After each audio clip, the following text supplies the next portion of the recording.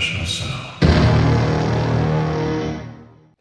Hey guys, what's going on? I'm Adam Carswell, and right now I'm getting ready to go meet the president of Liberland, Jedlička. Liberland is one of the newest countries to come into existence in Europe, and the mission and the motive behind the establishment of this tiny but powerful nation near the border of Serbia and Croatia is incredible, to say the least. So I'm gonna go say hi to him, shake hands, and see what other information I can get for you guys. And in the meantime, if you don't get enough information about Liberland from this video, please just Google them, check out their YouTube channel.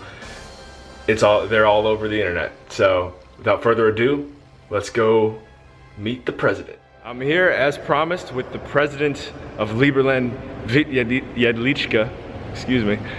Vit, can you tell us about your time here in the US, what you're aiming to achieve, and what your mission for Liberland and this trip in particular is?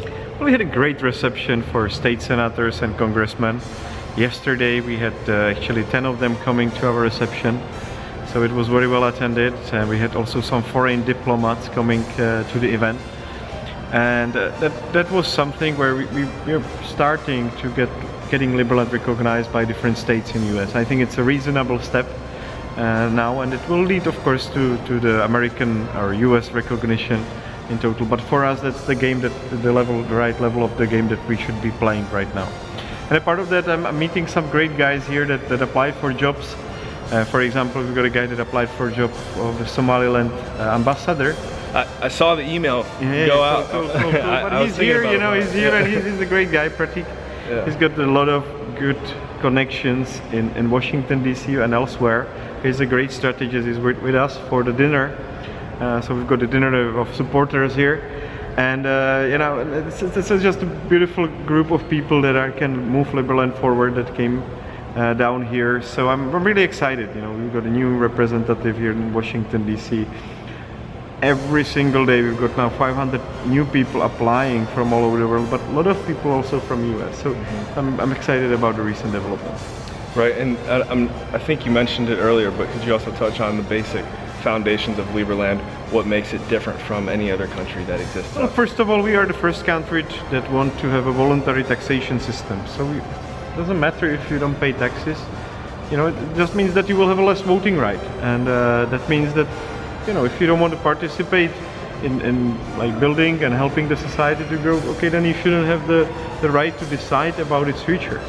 And I think that's fair. That's putting the incentives into alignment.